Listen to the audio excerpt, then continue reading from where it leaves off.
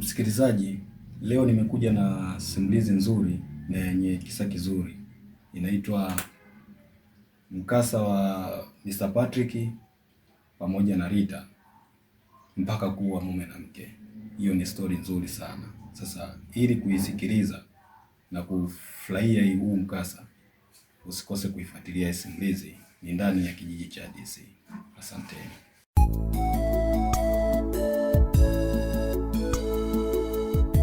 Mama Mary ni mama mwenye watoto watatu, ni Janet, Andrew na Mary.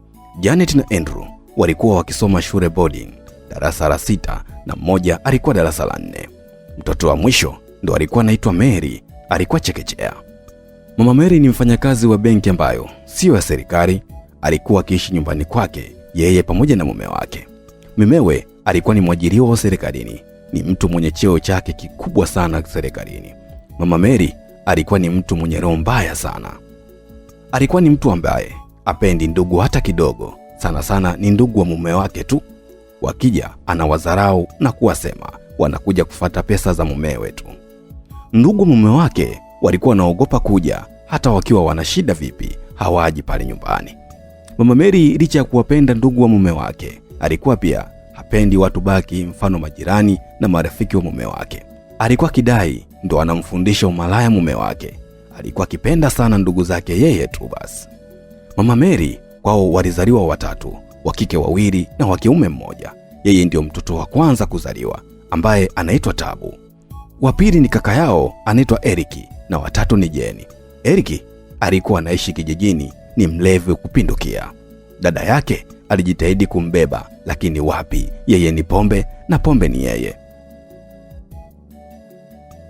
Akifanya biashara siku 2 tu, siku zinazofuata ni pombe tu, hadi dada yake akamwacha. Mdogo wake wa mwisho alivyomaliza shule form 4 alipata division 4 ya mwisho. Dada yake aliamua kumchukua akaishi naye nyumbani kusudi alee mtoto wake wa mwisho. Jeni alikuja vizuri kukaa na mtoto wa dada yake Mary, alikuwa bado mdogo sana. Alipofika nyumbani kwa dada yake, alikuta nyumba nzuri sana na magari matatu ambayo tangia toke kijijini kwao hajawahi kuyaona na wala kuyamiliki. Mama Mary alimkaribisha, "Karibu mdogo wangu." Jeni alijibu, "Asante," huku akiwa anaangalia uzuri wa nyumba na magari ya dada yake. Mama Mary alibakia kutabasamu tu, kwani alikuwa anapenda sana sifa. Aliuliza, "Vipi, mbona unaangalia sana nyumbani kwangu?" Jeni alishtuka na kujibu, "Aisee dada, unaishi pazuri sana." Mama Mary alijibu, "Na mimi mwenyewe ni mzuri na elimu yangu inachangia." Aliendelea kujishaua, "Kipindi naambia usome ulikuwa unacheza tu. Ona sasa umeacha maisha mazuri kama haya kweli?" Jeni aliumia sana kwa yale maneno na kujisemea, "Unanijidai unalinga, nitakukomesha. Nitajitahidi nitembee na shemeji yangu." Aliendelea kujisemea, "Wewe mwenyewe umepata bahati tu na kuolewa na kusomesha na mumewe, ndio unajidai mjanja mwenyewe." Jeni aliwaza kumkomesha dada yake. Mama Mary alimshtua kwa kumuuliza, "Unakunywa kinywaji gani?" Jeni alishtuka. Mama Mary alicheka tu, "Vipi mdogo, unawaza nini?" Jeni alizuga na kusema, "Aise dada unaishi." Mama Mary alibakia kutabasamu, "Asante mdogo wangu." Alimuuliza, "Unakunywa kinywaji gani?" Jeni alijibu, "Nakunywa soda." Mama Mary alinyanyuka na kwenda kuchukua soda. Jeni alikuwa kiangalia tu nyumba na uzuri wa nyumba hiyo. Mama Mary alirudi na kumpa kinywaji. Jeni alikunywa na kukaa kuangalia TV. Kidogo anasikia geti linagongwa. Mama Mary alinyanyuka na kwenda kufungua geti. Alimkuta mtoto wake wa mwisho akirudi shule. "Hi Mary." "Hi Mama Mary." "Za shule?" Mary alijibu, "Nzuri." Na kuingia ndani. Mama Mary naye aliingia ndani na kumkuta mdogo wake amekaa. "Umemwona Mary alivyokuwa?" Jeni alijibu, nimemwona." Mama Mary alikaa kimya na kuendelea kuperizu simu yake. Jeni alikaa hadi usiku akimsubiri shemeji yake amuone. Jeni uvumilivu ulimshinda. Aliuliza, "Shemeji kasafiri nini?" Mama Mary alishtuka na kuuliza, "Kwani vipi?" Jeni ilibidi azuge tu, "Nataka nimuone." Mama Mary aliuliza, "Hivi umjue? Ukujaga kwenye harusi?" Jeni alijibu, "Ndiyo sisa, simjui kabisa." Mama Mary alitabasamu, "Basi usijali utamuona, ni mvulana mdogo tu bado." Jeni alibakia kimya akimwangalia dada yake anavyojishaua tu. Walipiga stori hadi majira ya saa 3 usiku. Mama Mary alikaa kidogo, anasikia simu inaita. Aliangalia na kusema, mume wangu huyo. Mama Mary alipokea simu. Hello sweetie. Hello, njoo fungue geti. Remote nimesahau leo. Mama Mary alijibu, sawa. Na kukata simu. Kisha alimwambia mdogo wake, mtu wako huyo anakuja. Jenny alikaa na kumsubiri kumuona huyo mwanaume wa dada yake. Mama Mary aliingia ndani kwake akiwa na begi la laptop akiwa kabeba. Alimwambia mdogo wake, mtu mwenyewe ndo huyo anakuja. Jenny alipoangalia hivi, anamuona shemeji yake bado kavulana handsome ile mbaya. Jenny alibakia kumwangalia tu shemeji yake. Shemeji yake alijishtukia na kusalimia, hello. Jenny alikurupuka na kurudisha mawazo pale. Shikamoo shemeji yake, aliitikia. Maraba, ujambo? Jenny aliitikia, sijambo, na kuangalia chini. Kidogo Mama Mary alitoka ndani na kumkuta dogo wake amekaa tu na mumewe amesimama. Mama Mary alitabasamu sababu anapenda sana sifa. Alimuita, my husband, Mr. Patrick. Mr. Patrick alimwangalia mkewe na kuitikia, naam. Mama Mary alisema, unayemuona hapa ni lastiboni wetu. Akitoka yule mlevi anafuatia huyu. Mr. Patrick alijibu, oh, ndio maana mmefanana sana. Mama Mary alisema, hapana, sijafanana naye huyu. Mr. Patrick alicheka tu kwa matani mke wake. Bas, Mama Mary alisema, amekuja kukaa hapa na mimi, si unajua nipo busy kazini? Mr. Patrick alijibu, ndio najua. Mama Mary alisema, pia amekuja tumpeleke chuo akasome angalau hata VETA. Mr. Patrick akajibu, sawa, kuna shida. Alitoka na kuingia ndani na kumwacha mtu na mdogo wake. Umemwona? Jenny alijibu, ndio aisee, shemeji yetu upo vizuri hadi la. Mama Mary alitabasamu, na uzuri unachangia, alafu mwenzako nimesoma. Kile kitendo kilimuumiza sana mdogo wake na kujisemea, ina maana mimi ni mbaya. Jenny aliendelea kujiuliza, kwa nini kila kitu kizuri apate dada tabu? Aliendelea kusema, mtu mwenyewe tabu, mbona napata raha sana, mimi ndio napata tabu. Alijiambia, siwezi kukubali. Akiwa na mawazo yake kidogo, shemeji yake alitoka akiwa kabadilisha nguo, kavaa pensi na t-shirt. Jenny alibakia kumwangalia tu shemeji yake na kummezea mate. Walikaa na kupiga stori hadi mida ya kula ilifika. Walikula vizuri na kwenda kulala. Asubuhi na mapema Jenny aliamka vizuri na kuanza kufanya usafi wa nyumbani. Alifagia na kupiga deki. Jenny alipiga deki akiwa kainama. Ndani alivaa chupi tu na kanga nyepesi. Kidogo shemeji yake alitoka nje na kumkuta kainama anapiga deki. Shanga zote zipo nje. Mr. Patrick aliona aibu na kataka kuingia ndani. Alisikia sauti, shemeji, wewe pita tu. Mr. Patrick alijikaza na kupita haraka na kutoka nje. Jenny alimwangalia shemeji yake na kutabasamu na kusema pia, hapa bado sana, lazima nikupate. Mr. Patrick alitoka nje na kupanda gari lake na kuondoka bila kunywa chai. Kidogo alitoka Mama Mary na kumkuta mdogo wake kashamaliza kudeki. Mama Mary alisema, aise, upo fasta sana mdogo wangu. Jenny alitabasamu na kusema, kawaida. Mama Mary alijibu, poa, mimi naenda kazini, nisaidie kumwandaa mtoto akiamka. Jenny alijibu sawa. Mama Mary aliondoka zake nyumbani na kumwacha mdogo wake. Jenny aliangalia maisha dada yake na kujisemea tena, sikubali, lazima nimteke shemeji, niishi vizuri kama hivi. Jenny aliwaza. Kidogo Mary anamka, mwenyewe anamkuta mamake mdogo anadeki. Mary alimsalimia, shikamoo mama mdogo. Jenny alimwangalia juu hadi chini na kumfyonya, wewe mpumbavu, ndio naamka sasa hivi? Mary alibakia kushangaa. Alipigwa kofi moja tu. Ebu kaoge mpumbavu wewe, uwai school bus. Mary alitoka akiwa analia na alioga na kuvaa nguo za shule huku akilia tu. Jenny alimwongezea kibao kingine, nyamaza, umepigwa hadi ulie. Mary alikuwa akilia huku akinywa chai tu. Mary alichukua begi lake na kuondoka, maana school bus ilikuwa limefika. Jenny alibakia nyumbani peke yake na kukaa kuangalia mazingira ya nyumba. Alijisemea, siwezi kukubali nipitwe na dada yangu kila kitu.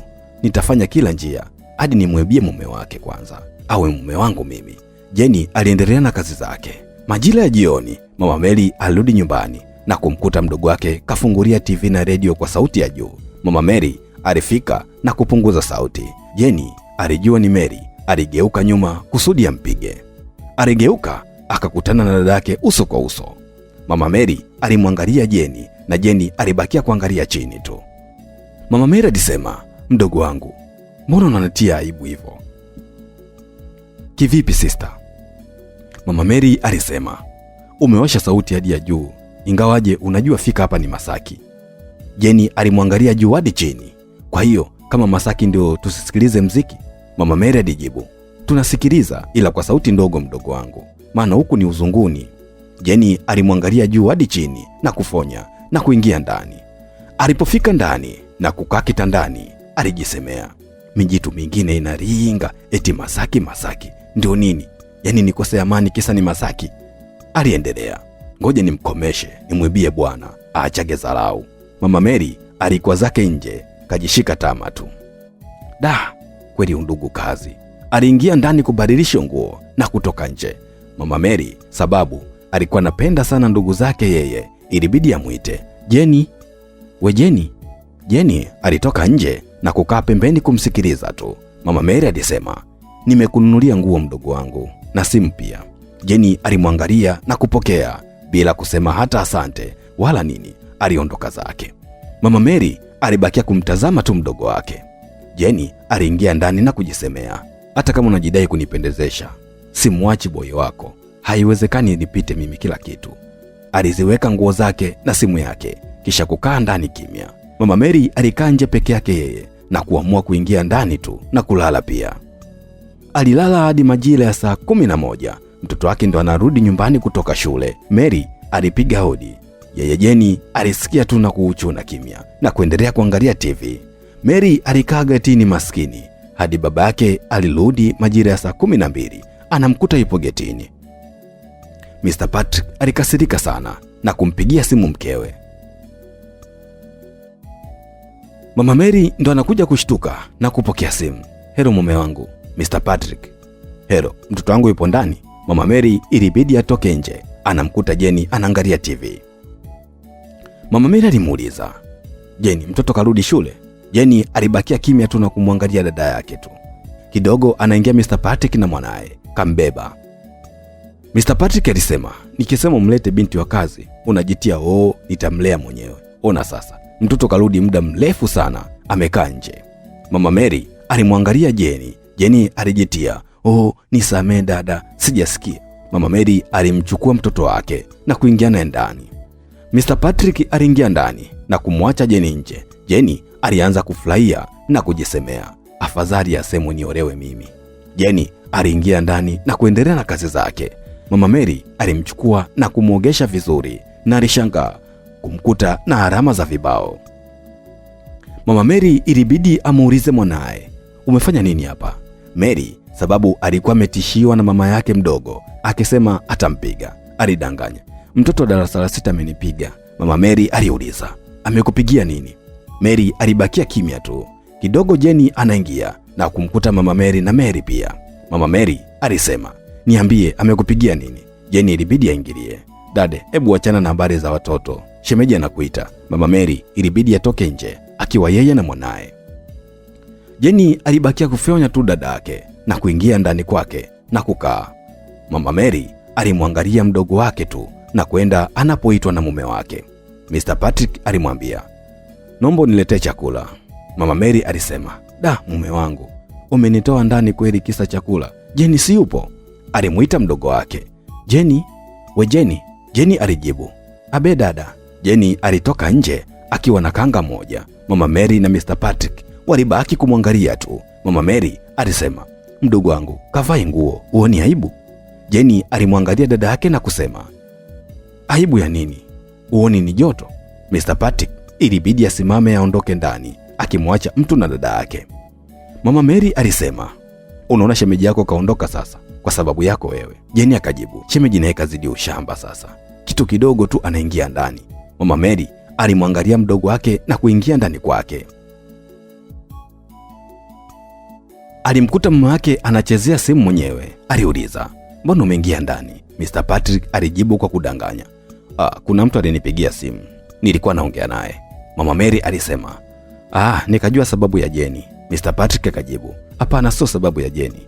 Aliendelea kusema, Jeni ni mdogo wako, kwa hiyo usijali sana. Mama Mary alijibu, sawa, nikuletee chakula? Mr. Patrick alijibu, hapana, nimekula ofisini, nimeshiba. Mama Mary alijibu, sawa. Alitoka nje na kwenda kuendelea na kazi zake. Jenny aliingia chumbani kwake na kujisemea, siwezi kukubali, lazima nimpate shemeji. Jenny alioga vizuri na kutoka zake nje. Mama Mary aliingia jikoni, alipika chakula cha usiku vizuri, huku mdogo wake akichezea simu na kumwangalia tu. Alimaliza kupika na kuingia ndani kwenda kumuita mumewe. Mr. Patrick alitoka na kwenda kukaa. Mama Mary alimwambia, mdogo wangu, tenga basi chakula. Jenny alimwangalia juu hadi chini na kumuuliza, kwani mimi ndio nimeolewa? Mama Mary, basi. Alitenga chakula mwenyewe. Jenny ilibidi atoke aende kula na kuingia ndani. Mr. Patrick alibakia kumwangalia mke wake na kuamua kujisemea, atajua mwenyewe na ndugu zake. Aliingia ndani na kulala zake.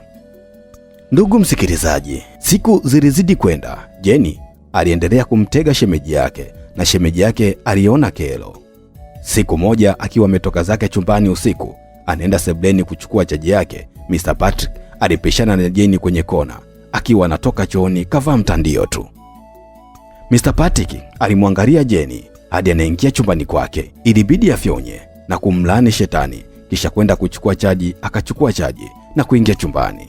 Mama Mary alikuwa yupo bize kupiga pasi nguo za kazini.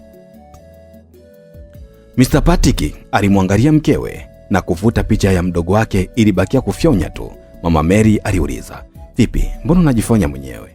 Mr. Patrick aliuliza, hivi mdogo wako una mpango naye gani? Mama Mary aliuliza, yupi huyo?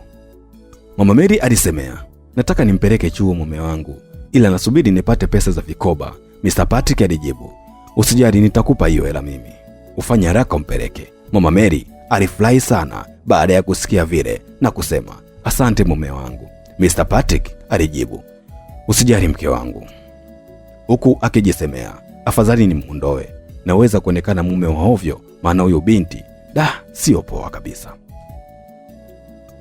Mama Mary bila kujua mume wake anafikiria nini, alilala akiwa na furaha sana.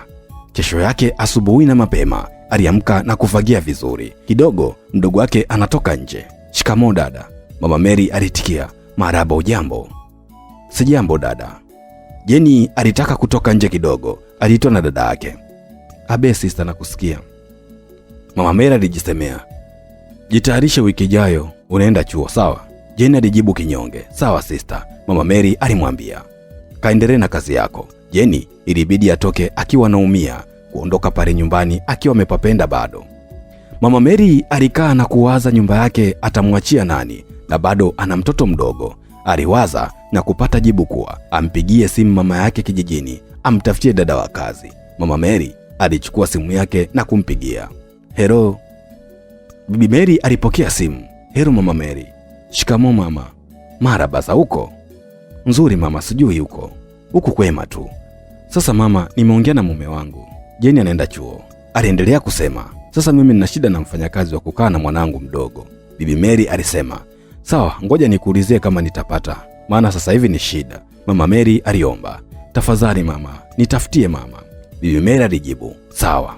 Mama Mary alikata simu na kuendelea na kazi zake. Bibi Mary alikaa kidogo, amerudi mtoto wake wa kiume Eric. Eric aliingia ndani akiwa kalewa, lakini sio sana.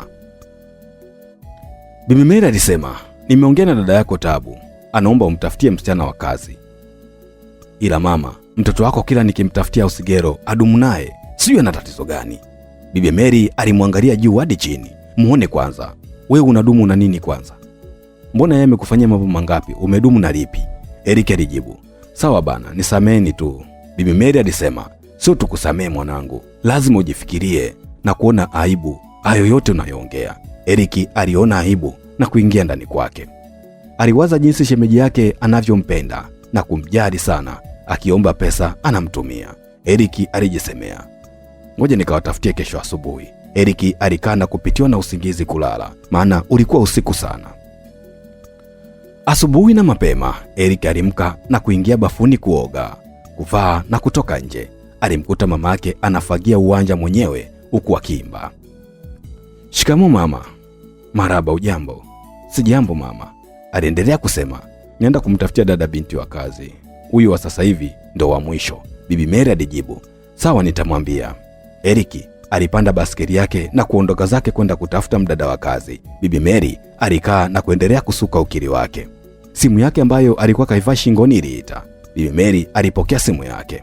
Hello, aliyepiga simu alikuwa sio mwingine bali ni Tabu, yani Mama Mary.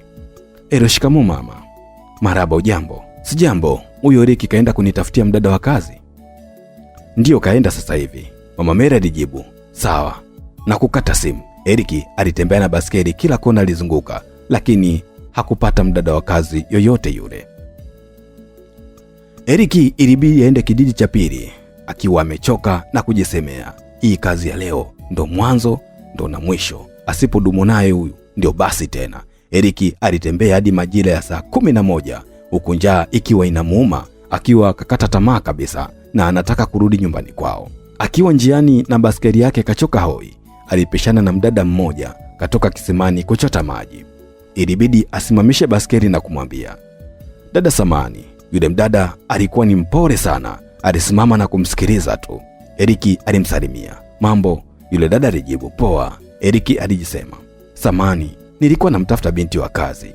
Yule dada aliguna, sijui kama bibi yangu atakubali. Eriki alijibu, naamini atakubali tu, twende unipeleke nikaongee naye. Yule dada alikubali na kuondoka yeye pamoja na Eriki hadi kwa bibi yake. Alifika nyumbani kwa bibi yake, nyumba ambayo ni ya udongo, na kuingia ndani na kumuita bibi yake. Yule dada alikuwa kiitwa Rita. Bibi Rita alitoka nje na kukutana na mgeni amesimama. Bibi Rita alimuita mjukuu wake Rita. Rita alitoka ndani na kwenda, abe bibi. Bibi Rita aliuliza, hii ndio heshima gani ya kumwacha mgeni kasimama? Rita alijibu, ndio naenda ndani kumchukulia stori. Bibi Rita alijibu, kwenda huko kachukue stori. Rita alikimbia ndani na kumwacha bibi yake na Eric. Eriki alimsalimia, shikamoo bibi. Marahaba. Rita alitoka nje na kumpa stori na kuingia zake ndani. Eriki alikaa, bibi na shida moja hivi. Bibi Rita aliuliza, shida ipi? Nina shida na mdada wa kazi. Niliongea na huyu mjukuu wako kuhusu kwenda Dar kumsaidia dada yangu kazi, kaniambia nije niongee na wewe. Bibi Rita alijibu, haina shida tu. Eriki alifurahi sana na kumwambia lini nije nimchukue. Bibi Rita alisema hata kesho njoo tu, haina shida. Eriki ilibidi aage na kuondoka zake. Rita alikuwa chumbani akisikiliza kila kitu na kujisemea, bibi naye amekubali kirahisi tu namna hii. Bibi Rita ilibidi amuite, Rita. Abe bibi, na kutoka nje. Bibi Rita alisema, hebu kaa chini. Rita alikaa chini. Abe bibi, huyu kaka amekuja kukuomba ukafanye kazi Dar. Lakini bibi, mpunga wangu shambani nitamwachia nani? Bibi Rita alijibu, wewe nenda katafute maisha yako, habari ya shamba niachie mimi. Sawa, alijibu kinyonge sana. Bibi Rita aliuliza, mbona unajibu kinyonge sana? Rita alijibu, hapana bibi, ila sijazoea kukaa mbali na wewe bibi yangu. Bibi Rita alimkumbatia mjukuu wake, usijali kunihusu mimi nakupenda sana mjukuu wangu, natamani ufanikiwe, ufike mbali zaidi ya hapa, sawa? Rita alijibu huku machozi yakimtiririka, sawa bibi yangu. Bibi Rita ilibidi amtekenye mjukuu wake. Rita alijikuta kicheka mwenyewe vizuri tu. Bibi Rita alisema, aya, toka miguuni kwangu ukapike ugali tule. Rita alisimama na kutoka zake kuingia ndani akijisemea, bila bibi nisingeenda Dar. Yenyewe pabaya, mji walaa sana ise, nani aende? Rita alijiweka sawa na kuingia jikoni na kupika ugali dagaa, ndio chakula cha usiku. Walikula vizuri na kila mtu aliendelea na mishe zake. Eriki alirudi kwao usiku wa majira saa 4 na baskeli yake na kuingia ndani. Alimkuta mama yake akimsubiri yeye. Eriki alijisemea, mama huyu mfanyakazi ndio mwanzo na wa mwisho kwenda kuwatafutia. Bibi Mary alimuuliza, vipi umepata? Eriki alijibu, ndio nimepata kijiji cha 3. Si unajua serikali sasa hivi wanakataza kutokana na mabinti wengi ni wanafunzi. Bibi Mary alisema, nalijua hilo. Ndio umwambie mwanao atulie na usigelo, sio kila siku kubadili mabinti wa kazi tu. Bibi Mary akajibu, si umwambie mwenyewe ukienda Dar. Eriki alijisema, mimi nikimwambia tutagombana. Bibi Mary alisema, sawa basi, ngoja nikalale. Eriki alitoka nje na kwenda kuoga vizuri na kuvaa kisha na kulala zake. Asubuhi na mapema, Eric aliamka na kuoga na kupanda basikeli yake hadi kijiji cha kina Rita. Alimkuta Bibi Rita amekaa zake akisuka ukiri. Alipiga hodi. Bibi Rita alimkaribisha. Shikamoo bibi. Marahaba, ujambo?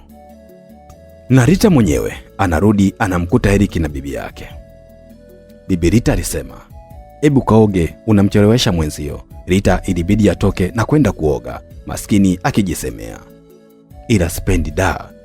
Alikumbuka marafiki zake wanavyomtambia kuhusu da. Alijisemea, "Ngoja nikapaone huko da." Rita aliingia bafuni na kuoga na kuvaa vizuri kisha kutoka nje. Bibi Rita alimuuliza, "Tayari?" Rita aliitikia kwa kichwa huku machozi yakimlengalenga. Bibi Rita alisema, "Nenda mjukuu wangu na kutakia kila laheri." Sawa. Rita aliitikia kwa kichwa maskini na kutembea hatua kama 2 hivi. Bibi Rita alishangaa. Rita anarudi na kumkumbatia. Rita alisema, "Nitakumisi bibi yangu." Bibi Rita machozi yalimtoka, alijibu, "Nitakumisi pia," huku akiwa anamkumbatia. Eric alijisemea, "Oh, naweza nikakataliwa tena na kumpata mwingine kazi." Eric alichofanya, alimtoa kwenye kumbatio Rita akijidai, "Jamani, kijijini kwetu ni mbali sana. Kesho ndio safari." Bibi Rita ilibidi akubali na kumwacha mjukuu wake aondoke. Rita alipanda baskeli ya Eric na kuondoka zao hadi nyumbani kwa kina Eric. Alifika saa 8 mchana na kula chakula. Jioni ilipofika, Eric alikuwa katoka na kwenda kukata tiketi za mabasi. Alirudi usiku na kuingia kuoga, kula na kulala zake. Kesho yake asubuhi, Rita aliamka vizuri, alioga na kuvaa nguo zake kutoka nje. Eric naye alitoka nje sababu alikuwa ameshaoga na kuvaa na kukutana na Rita na Bibi Mary pia. Eric alimuuliza Rita, "Tayari kila kitu?" Rita aliitikia kwa kichwa, kuashiria ndio. Eric alijibu, "Sawa." Alimgeukia mama yake, "Sasa mimi mama naenda." Bibi Mary alijibu, "Sawa, kila heri, wasalimie huko." Eric alijibu, "Sawa, usijali mama." Eric alimchukua Rita na kuondoka zake. Rita na Eric walipanda basi na kuondoka zao da. Walifika Ubungo, walishuka kwenye basi na kuchukua gari hadi maeneo ya Kawe Beach. Rita alikuwa mtu wa kushangaa, maana ndio mara yake ya kwanza kufika da. Walifika hadi Kawe Beach. Eric na Rita walishuka na kuchukua bajaji. Rita ndo mara yake ya kwanza kuona bahari. Alibakia kushangaa huku Eric akimcheka sana. Rita na Eric hatimaye walifika nyumbani kwa kina Mary. Rita alibaki kushangaa, sehemu wanaoenda kufanyia kazi ni nyumba ya ghorofa. Eric alimpigia simu dada yake sababu ilikuwa ni weekend, kwa hiyo walikuwepo nyumbani tu. Kidogo Mama Mary alitoka nje na kumkuta Eric na Rita. Mama Mary alimwangalia dada wa kazi ni mzuri mwenyewe. Rita ilibidi amsalimie, "Shikamoo." Mama Mary aliitikia kwa shingo upande. "Marahaba." Mama Mary alimgeukia Eric na kumuuliza, "Umekosa usigero wote hadi umlete huyu?" Eric alijibu, "Lakini sister, dada wa kazi ni shida kuwapata unaowataka wewe. Sasa hivi serikali inazingua sana." Mama Mary alibakia kimya na kumwangalia tu Ausigero. Alisikia mlio wa gari wakiwa wapo getini. Mama Mary alisema, "Mume wangu anarudi safarini." Hawajakaa sawa, wanaona gari hilo hilo. Mr. Patrick alishuka kwenye gari na kuwashangaa, "Mbona mpo nje sasa?" Mama Mary alizuga, "Ndio kwanza wanaingia sasa hivi." Mr. Patrick alisema, "Karibuni ndani." Eric aliitikia asante. Mama Mary na Mr. Patrick waliingia ndani huku wakifuatwa na Eric na Rita. Mama Mary alijitia, "Karibu dada." Rita alijibu, "Asante." Mama Mary aliuliza, "Unaitwa nani?" Rita alijibu kiupore, "Naitwa Rita." Mama Mary alijibu, "Sawa," na kumgeukia mume wake, "Huyu mdada ndo msaidizi ambaye anakaa baada ya mdogo wangu kwenda shule." Mr. Patrick alijibu, "Sawa." Alimkaribisha, "Karibu sana." Rita alijibu, "Asante." Mama Mary alijitambulisha, "Naitwa Mama Mary. Huyu ndo mume wangu, ni Mr. Patrick. Nina watoto 3, 2 wapo shule, mmoja ndo yupo chekechea." Rita alijibu, "Asante na shukuru." Kidogo Mary akatoka nje mbio mbio na kumfuata Rita, kumkumbatia kama anamjua, "Afadhali sipigwi tena mie." Mr. Patrick alicheka sana na kuuliza, "Nani anakupiga?" Mama Mary alijitia kuzuga, "Si utundu wake ndo unamfanya mama yake mdogo amchape." Mr. Patrick alisema, "Sawa." Mama Mary alimuomba mdada wa kazi kumuonyesha chumba. Rita alisimama na kumfuata Mama Mary. Mama Mary alipofika kwenye kodro, aliangalia hakuna mtu anayemuona. Alianza, "Wewe mbwa, sitaki mazoea na familia yangu, sawa? Rita alibaki kushangaa tu maskini. Mama Mary alimpiga kibao Rita. Nikikusikia unatoka na mume wangu, nitakuua, sawa? Rita alibaki kumwangalia na kushangaa tu, huku machozi yanamlengalenga. Mama Mary alisema, unalia umepigwa? Rita alibakia kimya tu maskini. Mama Mary alimwambia, hebu futa machozi yako na twende nje huko. Rita alifuta machozi yake na kutoka zake nje maskini. Mama Mary alitoka nje na kusuga. Chumba kenye kichafu, Jane hajasafisha. Mr. Patrick alijibu, sawa. Rita ilibidi aende kukaa maskini akiwa kapoa kwa uoga. Mr. Patrick alimuuliza, vipi, mbona umepoa? Mama Mary alijibu, labda uchovu tu. Sawa mke wangu. Kidogo chakula kikaiva. Walichukua chakula na kila mtu alienda kulala. Rita alipewa chumba cha store na kulala zake akiwa na mawazo. Aliwaza, hapa ndio kwanza siku ya kwanza, nitaweza kweli? Rita alijisemea, ngoja nivumilie. Bibi alisema mvumilivu urambivu. Rita ilibidi alala zake kwenye chumba ambayo ni store bila neti. Alilala hadi asubuhi saa 11. Jeni alienda na ndoo ya maji ya baridi na kummwagia. Rita alikulupuka usingizini na kusimama. Alimkuta Jeni anamcheka mwenyewe. Rita alimwangalia na kuendelea kujikung'unta maji. Kidogo Mama Mary naye ndio anaingia ndani. Alimkuta mdogo wake na Rita akijikung'unta maji maskini. Mama Mary alimwangalia. Ndio naamka sasa hivi? Jeni alijibu, ameamka au nimemwamsha hapa? Mama Mary alimfuata na kumpiga singi. Au Sigeru mvivu na lala hadi sasa hivi. Hebu amka ukafanye usafi. Dadangu anataka kuondoka na mume wangu kwenda kazini. Rita alikuwa kimya tu. Maskini ya Mungu. Alishangaa kibao anapigwa na Mama Mary na kusema, fanya haraka mpumbavu wewe. Aliendelea kusema, natoka nje sasa hivi. Ole wako nikute hujafika. Rita alibakia kimya na kumwangalia tu bosi wake. Kidogo alipigwa kidogo singi moja hadi Rita alitaka kudondoka. Mama Mary alimwambia mdogo wake, Jeni, mwangalie huyu mpumbavu. Jeni alijibu, sawa sister. Mama Mary alitoka nje na kumwacha Jeni na Rita. Jeni alimpigia singi mwenzake, fanya haraka, Mary anataka kwenda shule. Jeni alitoka nje na kumwacha Rita. Rita alijisemea, hii ndio kwanza siku ya kwanza, nitaweza kuishi humu? Alikumbuka usia wa bibi yake na kusema, ngoja nivumilie, sababu ya bibi yangu tu. Rita alitoka nje na kuchukua fagio na kuanza kufagia tu. Kidogo Mr. Patrick anatoka chumbani. Alimkuta Rita na deki. Mr. Patrick alimwangalia Rita na kubakia kutabasamu tu na kuingia ndani. Rita akumuona bosi wake, aliendelea kudeki ni mwenyewe tu. Mama Mary alimuuliza mume wake, mbona umerudi? Mr. Patrick alijibu, dada na deki, ndio maana nimerudi. Mama Mary aliuliza, unamuogopa yule Ausigero au? Mr. Patrick alijibu, hapana, simuogopi, sema na mheshimu kama binadamu tu. Mama Mary alimwangalia mume wake na kusema, sikachelewa kuamka mwenyewe, sasa unaogopa nini? Mr. Patrick alibakia kimya na kumwangalia mke wake tu. Mama Mary alitoka nje na kumkuta ameshamaliza anapanga vizuri. Alisema, una bahati, nilitaka nikupige bonge moja la bao, mpumbavu wewe. Rita alibakia kimya tu na kumwangalia bosi wake. Mama Mary alijitayarisha kumpiga Rita. Alisikia sauti ya mumewe na mdogo wake Eriki wakiongea huku wanakuja. Ilibidi azuge tu na kusema, fanya faster, mume wangu anataka kwenda kazini, so nitakiwa anywe chai mapema. Mr. Patrick alisema, mimi sinywe chai, naondoka zangu kazini. Pia Eriki alisema, na mimi naondoka zangu kijijini kwetu. Eriki aliagana na Rita na kupanda gari la shemeji yake na kuondoka zake. Nyumbani alibakia Rita, Jeni, Mama Mary na Mary pia. Mama Mary alisema, Jeni, mfundishe kazi huyu mjinga, sawa Jeni alijibu, sawa. Mama Mary alivaa nguo na yeye aliondoka zake kwenda kazini. Jeni alimwangalia juu hadi chini. Hebu muone kwanza maziwa hayo, kama kifuu cha nazi yalivyosimama. Rita alibakia kimya kumshangaa na kuuliza, kwa nini nakuwa hivi? Jeni alimpiga mwenzake kibao, unaniangalia unijui? Rita alikuwa kilia tu maskini. Jeni alimuuliza, unalia umepigwa? Alitaka kumpiga. Mary alitokea pale pale. Jeni aliona aibu na kusema, kamwandae mtoto anaenda shule huko. Yeye aliondoka zake kwa aibu na kuingia ndani. Rita alibakia kimwangalia Mary tu. Mary alifuata na kumkumbatia, kisha akamwambia, usijali, akija baba anamwambia. Rita alijidai kuzuga. Usimwambie bwana, mimi hajanifanya kitu, sawa? Mary alijibu, sawa, kishingo upande lakini.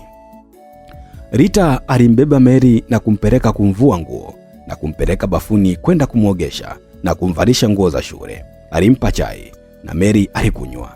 Kidogo skuru basi ilikuja kumchukua Mary. Rita alitoka naye nje na kumpeleka kwenye skuru basi. Mary alimwaga. Bye sister, Rita alijibu. Sawa. Mary aliondoka zake shule. Rita aliingia ndani na kuendelea na kazi. Alifanya kazi ya kusafisha nyumba huku Jenny yuko chumbani kwake amelala. Rita alimaliza kufanya kazi, alipika chai tayari. Jenny alitoka nje na kumkuta Rita anapika chai mwenyewe. Alimshusha na kumpandisha. Wewe usigero, chai tayari? Rita alijibu. Ipo jikoni dada. Jenny alimshusha na kumpandisha. Unafanyaje muda wote huu? Rita alibakia kimya na kuendelea na kazi zake. Jenny alimpiga kibao. Unajitia mjeuri eh? Rita alikuwa kilia, alijikuta kukumbuka nyumbani maskini. Jenny alimuongeza kibao kingine. Unalia umepigwa au?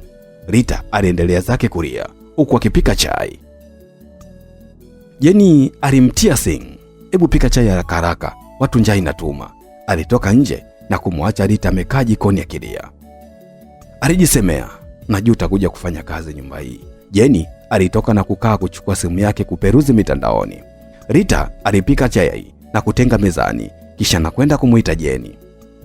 Rita alipofika pale alibakia kusimama tu. Jenny alimshtua na kibao. Wewe boya, mbona unasimama hivyo? Shida nini? Rita alijibu kwa uoga. Chai tayari. Jenny alisema sawa. Rita alitoka na kuingia jikoni na kuendelea na kazi zingine. Jenny alikunywa chai na kuacha kikombe na kuendelea na simu yake. Rita alitoa kikombe na kuendelea na kazi zake zingine. Jenny alikuwa amelala tu, mguu juu. Rita alipika chakula cha mchana tayari na kuosha vyombo. Jenny akumsaidia mwenzake hata kazi moja zaidi ya kulala tu. Majira jioni alianza kurudi mama Mary. Alimkuta Rita akifanya usafi, mdogo wake amekaa akichezea simu. Mama Mary aliuliza, "We boya, ndio unafanya usafi sasa hivi?" Jenny aliingia. "Sister, huyu dada ni mvivu sana. Sijui kaka amempata wapi." Mama Mary aliuliza, "Kafanyaje?" Jenny alijibu bila hata haya. "Ulivyoondoka wewe tu, karudi tena kulala. Sasa hivi nikakusikia unarudi, ndo anajidai kuzuga, kupiga deki." Mama Mary alisema, "He, usiniambie mimi." Jenny alisema, "Ndio nakwambia hivyo." Mama Mary alimwangalia jicho kali hilo. Rita alibakia kimya tu maskini. Mama Mary aliuliza, "Mbona unajishtukia? Unajua ulichokifanya eh?" Rita alibakia kimya tu huku machozi akimlengalenga tu. Mama Mary alitaka kumpiga kibao Rita. Alishtuliwa na gari ya mume wake. Ilipiga honi. Pip pip pip pip. Mama Mary alimwangalia. "Hebu fungua geti mpumbavu wewe." Rita ilibidi afungue geti huku Mama Mary na mdogo wake waliingia ndani. Mr. Patrick aliigiza gari na Rita alifungua geti. Mr. Patrick alishuka kwenye gari. Rita alimsalimia, "Shikamoo kaka, na kutaka kuingia ndani." Mr. Patrick alimtania, "Hey, mbona haraka kama mwari wa Kizalamu?" Rita alitabasamu na kusimama tu. Mr. Patrick alisema, "Hebu chukua mizigo hii peleka jikoni." Rita alijibu, "Sawa boss." Alichukua mizigo na kupeleka jikoni. Kuingia tu mlangoni anakutana na Jenny. Jenny alimwangalia na kumshusha na kumpandisha na kumpiga bonge la singi. "Acha kujishobokesha kwa shemeji yangu." Rita hakujibu kitu, alibakia kimya tu na kuendelea na mishe zake. Mr. Patrick aliingia ndani na kumkuta Jenny amekaa. Jenny alijishaua, "Hai shemeji," na kwenda kumkumbatia. Mr. Patrick alikwepesha kumbotio lake na kumpa mkono. Jenny aliumia sana, akiangalia anampenda sana shemeji yake. Mr. Patrick aliingia ndani na kumkuta mke wake amekaa kitandani. Alisema, "Kamwambie mdogo wako ajitayarishe na chuo kesho kutwa." Mama Mary aliuliza, "Mbona ghafla?" Mr. Patrick aliuliza, "Mnataka aende chuo au abakie mtaani?" Mama Mary alijibu, "Nataka aende chuo." Mr. Patrick alijisema, "Sawa, kamwambie kesho kutwa ajitayarishe." Mama Mary alijibu, "Sawa." Mr. Patrick alibadilisha nguo na kuchukua laptop yake na kuanza kumaliza viporo vya ofisini. Mama Mary ilibidi atoke nje mwenyewe akiwa kapoa. Alikutana na Jenny akijidai anafagia ili amtege shemeji yake, kwani alijua atatoka. Alishtuka baada ya kumkuta dada yake ndio katoka nje, sema alijidai na kujishaua. Jenny alijidai kuzuga, "Vipi sister?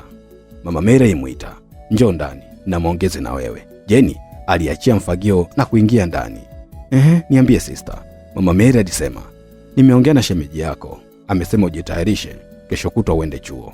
Jeni aliguna. Mama Mary alisema, mbona unaguna? Hutaki kwenda kusoma?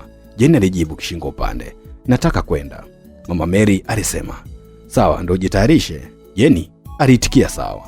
Mama Mary alitoka nje na kumwacha mdogo wake ndani. Jeni alikaa kitandani na kuwaza na kujisemea, hii mbinu kaipanga dada kumwambia shemeji niondoke katika nyumba hii. Aliendelea kujisemea, sawa, mimi naondoka, ila jua na kuchukia dada kwa kunifukuza nyumbani kwako. Jeni alikaa kitandani akiwa mnyonge sana. Mama Mary alivyotoka chumbani kwa mdogo wake, aliingia jikoni na kumkuta Rita anaosha vyombo huku akipika chakula cha jioni. Mama Mary alifungua mlango kwa nguvu na kumshtua Rita. Rita alishtuka na kudondosha kikombe. Mama Mary alimwangalia juu hadi chini. Rita alibaki kutetemeka na kusema, bahati mbaya bosi. Mama Mary alimpiga kofi moja hilo na kumfokea, unajua thamani ya vyombo pumbavu wewe. Rita alibaki kimya tu maskini. Mama Mary aliongea, sinaongea na wewe, jeuri au kiburi unadharau aliuliza na kumpiga kofi lingine. Rita alibakia kimya na kushangaa tu maskini. Mama Mary alimsogelea na kumpiga Rita wa watu. Rita alilia maskini hadi Mr. Patrick ilibidi atoke ndani kwenda nje. Mr. Patrick aliingia jikoni na kumkuta mkewe akimpiga dada wa kazi. Mr. Patrick alibaki kumgombeleza mkewe amwache dada wa kazi. Mama Mary alimwacha kwa aibu ya mumewe. Mr. Patrick aliuliza, sababu ya kumpiga dada wa watu ni nini? Mama Mary alijibu bila uoga, kadondosha kikombe. Mr. Patrick alishangaa, hii mke wangu kadondosha kikombe ndio unampiga mtu kama punda kweli? Aliuliza. Kikombe kenyewe kimevunjika. Mama Mary aliona aibu na kutoka nje. Rita alibakia kulia tu maskini ya Mungu. Mr. Patrick alimwangalia Rita na kumuonea huruma. Pole sana mdogo wangu. Rita aliitikia kwa kutungesa kichwa maskini. Mr. Patrick akiwa amesimama na mwangalia Rita. Mlango ulifunguliwa. Mr. Patrick aliangalia mlangoni, nani aliyefungua mlango? Alikuwa ni Mary. Mary alimfuata Rita na kumkumbatia mbele ya baba yake. Mr. Patrick alibaki kumwangalia Mary. Mary aliuliza, nani kampiga? Au mama mdogo Jeni kampiga? Rita alibakia kimya tu na kumwangalia Mary. Mary aliendelea kusema, mimi simpendi mama mdogo, wananipigiaga kila siku rafiki yangu. Kile kitendo kilimuumiza sana Mr. Patrick na kuamua kutoka nje na kumwacha mtoto wake na Rita. Mary alimfuta machozi Rita na kumwambia, mimi nakupenda Rita alibaki kumkumbatia Mary na kulia tu. Mr. Patrick alikuwa dirishani akiwachungulia Mary na Rita. Alifunga pazia dirisha na kuondoka zake akiwa na hasira na mkewe na mdogo wake. Mr. Patrick alifunga mlango kwa nguvu na kuingia ndani. Mama Mary alishtuka na kuuliza, kwani vipi? Mbona unaingia kama kuna ugomvi hivi? Mr. Patrick alimwangalia mkewe. Hebu toka nje ukamwangalie mwanao. Mama Mary aliuliza, kafanyaje? Mr. Patrick alijibu, sio kafanyaje, kwani unamharibia upendo wake kwa yule binti? Mama Mary alimwangalia mume wake juu hadi chini na kumfyonya, hebu achana na mimi, wewe na mwanao hamna akili tu. Mama Mary alitoka nje na kumwacha mume wake amesimama. Mr. Patrick alibakia kusikitika tu. Da, najuta kuoa mwanamke ana roho ngumu kama paka. Mr. Patrick alijisemea, na mimi kuanzia leo sitaki ndugu yoyote mke wangu nyumbani kwangu. Aliendelea kusema, na hiyo Jeni afanye aondoke chuo. Mr. Patrick alichukua laptop yake na kukaa kitandani na kuanza kufanya kazi. Mama Mary alitoka na kumkuta Mary amekaa na Rita wakipiga story. Mama Mary alimkata jicho Rita. Rita alibakia kuogopa tu na kuangalia chini. Mama Mary alimuuliza kiukali, umeshamaliza kazi zako zote? Rita alijibu, ndiyo nimemaliza dada. Mama Mary alisema, kama umemaliza, kamwage maji kwenye tanki na usafishe ujaze upya. Rita alijisemea, da, mbona kazi sasa?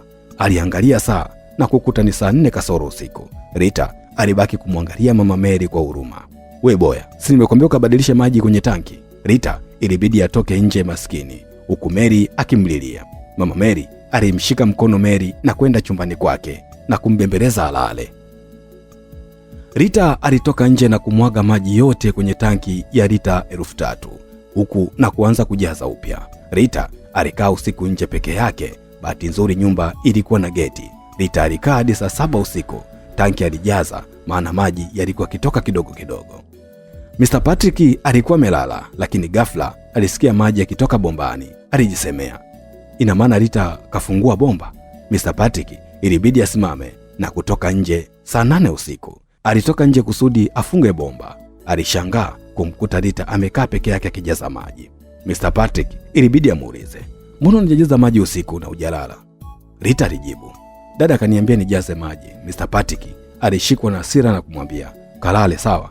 Rita alitoka na kuingia ndani kulala zake. Mr. Patrick alifunga bomba na kuingia ndani kulala. Kabla kulala, alikuwa na hasira sana. Ilibidi amwamshe mke wake.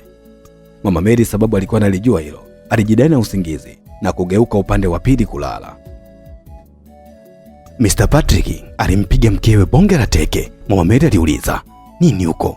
Na kuamka kuangalia. Mr. Patrick alimwangalia mkewe na kumfyonya, hivi mke wangu, hiyo roho yako mbaya utaiacha lini? Mama Mary aliuliza, nimefanyaje kwani? Mr. Patrick, haujui ulichokifanya eh? Mama Mary alisema, ndiyo sijui nilichokifanya, niambie. Mr. Patrick, hivi huyu binti wa watu alikukosea nini? Umemleta ili umtese au? Mama Mary alijidai anauliza, nani? Mr. Patrick alimwangalia juu hadi chini na kumwambia, sio umjui, unamjua sana tu. Aliendelea, okay, ngoja nikwambie, ni Rita. Mama Mary alimfyonya mumewe, hebu tulale, achana na mtu akupe msaada wowote ule, sawa eh? Mama Mary alichukua shuka yake na kujifunika. Mr. Patrick alimtikisa. Mama Mary, nini bana, hebu niache, usinichoshe sasa hivi usiku. Mama Mary alilala akiwa kageuka upande wa pili. Mr. Patrick alimwangalia mkewe maskini na kubakia kusikitika tu na kulala pia. Alilala lakini alishindwa kulala na kukumbuka mama yake alikuja kujiuguza alivyong'ang'ania kurudi kijijini kwake. Mr. Patrick alimuuliza kipindi anamsindikiza stendi ya mabasi, mama, mbona unawahi kuondoka akati tumekubaliana hadi upone kabisa? Mama Patrick alijibu, sitaki kuingilia ndoa ya watu, nikaonekana mama mkwe na gubu, wacha niondoke zangu mie. Mr. Patrick alisema, lakini mama, hujapona vizuri. Mama Patrick alijibu, bora nikafie nyumbani kwangu, lakini usikukaa hapa na mkeo. Mr. Patrick aliuliza, kwani mke wangu kafanyaje? Mama Patrick alijibu, mchunguze mwenyewe mkeo, lakini mimi naondoka, sitorudi tena hapa.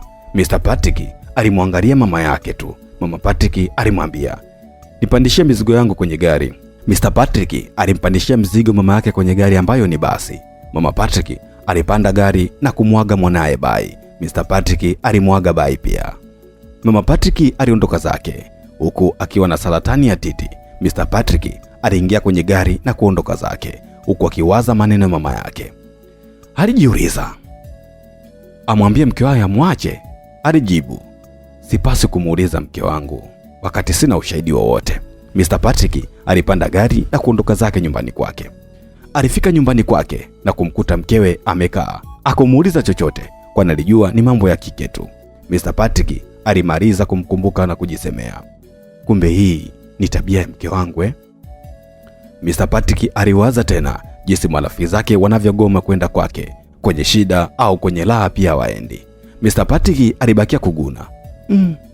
Aliwaza hadi usingizi ulivyompitia. Mr. Patrick alilala zake.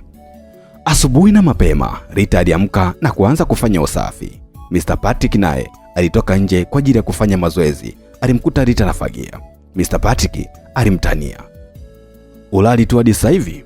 Rita alitabasamu na kumsalimia, shikamoo kaka. Mr. Patrick alidai kama hajasikia na kuondoka zake nje. Rita ilibidi endelee na kazi zake. Kidogo tu anaamka Jeni akiwa na hasira ya kuwa kesho anaondoka chuo. Jeni alimkuta mwenzio anadeki, alimsukumiza huko.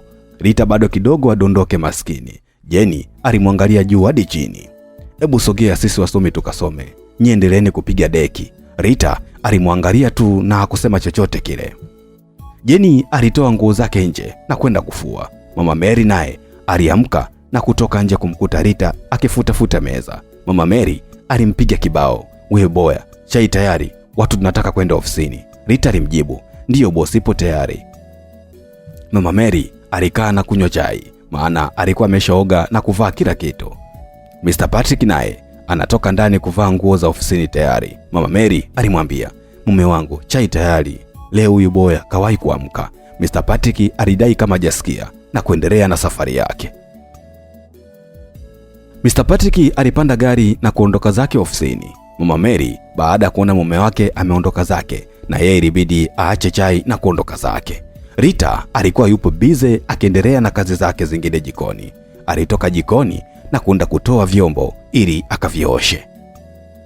Rita alishangaa na kujiuliza, ina maana hawakunywa chai au watajua wenyewe. Rita alitoa vyombo na kupeleka jikoni. Rita akipinda anatembea kabeba vyombo. Mlangoni alikutana na Jenny akiwa ametoka ndani kupanga nguo zake.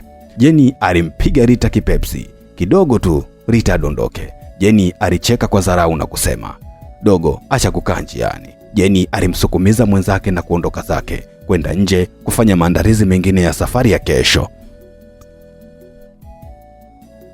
Rita alibakia kusimama. Alimwangalia Jenny na kuamua kuendelea na mishe zake. Rita aliingia jikoni na kuosha vyombo na kupanga kwenye kabati. Jenny alifua viatu vyake nje ili ajitayarishe na kwenda chuo. Rita aliingia chumbani na kumwamsha Mary. Mary aliamka na kumkuta Rita. Shikamoo dada Rita. Rita akajibu, marahaba, ujambo? Sijambo. Amka ukoge wahi shule. Mary aliamka na kumkumbatia Rita. Rita alimwogesha na kumvalisha vizuri. Pindi anamaliza kumvalisha viatu tu, ghafla alisikia honi ya gari ya shule, yani school bus. Jenny aliingia ndani kwa hasira na kumkuta Rita akimaliza kumfunga viatu Mary. Jenny alimpiga teke la makalio Rita. Nini lakini? Nini? Ninginia ufe. Ukitaka ujiachie. Rita alibaki kimya na kumwangalia tu. Alishangaa kupigwa kibao cha makalio. Rita alishtuka na kumwangalia Jenny. Jenny alisema, hebu fanya haraka huko, mtoto anasubiriwa na school bus. Rita alibaki kimya na kumfunga kamba za viatu na kuchukua begi la shule na kuondoka nje yeye pamoja na Mary. Mary alimwaga, bye sister. Rita alijibu, bye Mary. Alipanda gari na kuondoka zake. Rita aliingia ndani. Mlangoni alikutana na Jenny amesimama katikati ya mlango. Rita alimwambia, naomba kupita. Jenny alijidai kama asikii vile. Rita alirudi tena, naomba kupita. Jenny ndo kwanza aliweka mikono mlangoni amzuie mwenzie asipite. Rita sababu alikuwa anaona anachelewa kazi zake, alimtoa mikono na kutaka kupita kwa nguvu. Jenny alimsukumiza Rita na Rita alidondoka chini. Rita alisimama akiwa na hasira sana. Alimfuata Jenny na kutaka kumpiga kofi. Sema alikumbuka ni mdogo wa bosi wake na kuamua kumwacha. Rita alirusha mkono na kutaka kuondoka zake. Jenny alimshika na kusema, nipige sasa kama wewe ni mwanamke kweli. Rita alisema, Jenny, mimi sipendi ukorofi na wewe. Jenny alijibu, upendi, utapenda tu. Si unajidai unataka kunipiga, nipige sasa. Rita alibakia kimya na kutaka kuondoka. Jenny alimvuta Rita mkono, rudi, pumbafu wewe. Rita alishikwa na hasira na kumpiga Jenny. Jenny naye akukubali. Ngumi zilitoka baina ya Rita na Jenny. Rita alimpiga Jenny kisawasawa hadi mkaka ambaye alikuja kukata maua ilibidi awaamue. Rita alimwacha na kuingia ndani huku akilia maskini. Jenny aliingia na kumpigia dada yake simu. Alikuwa ofisini. Mama Mary alipokea simu. Hero mdogo wangu. Hero sister, huyu dada ni mjeuri, hakuna tena. Mama Mary aliuliza, kafanyaje? Jenny alijibu, nimemwambia mtayarishe mtoto, kajidai kupigana na mimi na nimemwingilia kwenye kazi zake. Mama Mary aliuliza, nini? Kwa hiyo mtoto ajeenda shule? Jenny alijibu, ameenda, nimemtayarisha mimi. Mama Mary aliuliza, nini? Jenny alijibu, ndio hivyo sister. Mama Mary alisema, ngoja nirudi. Jenny alijibu, poa dada. Jenny alikata simu akiwa na furaha na kutoka nje. Rita aliingia jikoni maskini na kupika akiwa na mawazo. Alipika na alivyomaliza kupika tu alitenga chakula. Jenny alikuwa yupo bize akichezea simu yake. Rita alimfuata kwenye kochi pale. Jenny alimwangalia. Unataka kunipiga tena? Rita alijibu, hapana sister, naomba unisamehe kwa kitendo kilichotokea. Jenny alicheka kwa dharau na kumsukumiza Rita huko, nitokee mimi hapa. Rita alidondoka chini maskini. Jeni alimfyonya na kuchukua simu yake na kuondoka zake. Rita alisimama na kuondoka zake akiwa kapoa maskini na kuingia chumbani kwake kukaa. Majira ya saa 11 Mama Mary ndo wa kwanza kurudi. Mama Mary alipiga hodi getini. Jeni alijua ni dada yake. Alitoka ndani haraka na kwenda kumfungulia geti. Mama Mary aliuliza, "Huyu mjinga yupo?" Jeni alijibu, "Kalala, akufanya kazi yoyote ile tangia asubuhi." Mama Mary alitoka akiwa na hasira na kuingia ndani. Rita alikuwa yupo chumbani kwake kwa kweli, amekaa maskini akiwa anatetemeka. Ghafla alisikia mlango unafunguliwa. Bahati nzuri alifunga kwa ufunguo. Mama Mary alisema, "Wewe mjinga, fungua mlango, chizi wewe." Rita baada ya kusikia sauti ilibidi afungue mlango. Mama Mary alimwangalia juu hadi chini na kusema, "Hebu toka nje mjinga mkubwa wewe." Rita alitoka nje akiwa kapoa sana, maskini anatetemeka tu. Mama Mary aliuliza, "Umekuja kupigana au kufanya kazi?" Rita alijaribu kujitetea kumweleza kilichotokea. Mama Mary alimuita Jeni. Jeni alitoka mbio. "Abe dada." Mama Mary alisema, "Mrudishe alipokupiga." Jeni alianza kumpiga mtu na dada yake pia. Walimpiga maskini ya Mungu. Rita wa watu alilia sana. Kidogo walisikia honi ya gari. Mama Mary ilibidi amwachie na kumwambia, "Kelele hapa, funga bakuli lako." Alimpiga sing na kuondoka zake kwenda kufungua geti. Jeni naye alimpiga kibao na kuondoka zake, kumwacha Rita amesimama akilia tu. Rita ilibidi aingie ndani. Mama Mary alitoka nje na kwenda kufungua mlango. Alikutana na gari la school bus lakini na Mary. Mary alishuka kwenye gari na kumkuta mama yake. Mary cha kwanza aliuliza, "Dada Rita yupo wapi mama?" Mama Mary alibakia kufyonya tu. Kazi kumuulizia mjinga mwenzio tu. Mary akujari, alitupa begi na kuingia ndani. Alimuita, "Dada Rita." "Dada yangu jamani." Rita alikuwa akilia maskini ya Mungu. Mary aliingia ndani na kumkuta Rita analia. Aliuliza, "Nani kakupiga?" Rita alibakia kimya akilia tu maskini. Mary alisema, "Mimi simpendi mamdogo Jeni yule." Rita alimkumbatia Mary na kuanza kulia sana. Rita alilia, alishtulia kibao kimoja kuangalia ni Mama Mary. Mama Mary aliuliza, "Unalia umepigwa?" Rita alibaki kimya na kumwangalia bosi wake. Mama Mary alisema, "Hebu mpakulie chakula mtoto huko." Rita alisimama maskini na kumchukua Mary na kwenda kubadilisha nguo. Mary alimwangalia Rita na kumwonea huruma sana. Rita alimchukua na kumpa chakula. Mary alimwambia, "Pole dada, mimi nakupenda sana." Rita machozi alimtoka na kumwambia nakupenda pia. Walifanya kazi huku Mary akiwa nyuma yake hadi usiku ulipoingia. Rita na Mary walikuwa wamekaa jikoni. Mr. Patrick alirudi kutoka kazini. Alikumbuka kuna mtu alimpa kazi ya kutengeneza bustani, akumlipa pesa yake. Mr. Patrick ilibidi aende nyumbani kwa yule kijana ambaye anaitwa Juma. Alishuka kwenye gari na kupiga hodi. "Odi? Odi." Juma alifungua mlango na kumkuta Mr. Patrick. "Oh, bosi karibu." Mr. Patrick alitabasamu. "Bosi nitakuwa mimi hapa."